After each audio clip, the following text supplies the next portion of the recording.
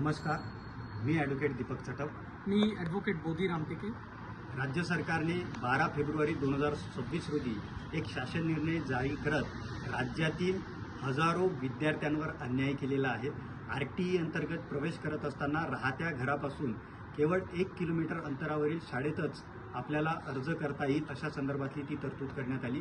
आज राज्यात हजारो गाव, वाड्या, वस्ती अशा आहेत की ज्याच्या 1 किलोमीटर अंतरावर शाळा, खाजगी शाळा देखील उपलब्ध नाही. अशा परिस्थितीत गोर, गरीब, वंचित, शोषित घटकातील विद्यार्थ्यांवर हा अन्याय करणारा निर्णय होता. या संदर्भात कुकुडसात जिल्हा चंद्रपूर येथील आदिवासी समाजातील शंकर बाबूराव आत्राम यांच्या वतीने आज माननीय उच्च न्यायालयात एक याचिका दाखल करण्यात आली होती.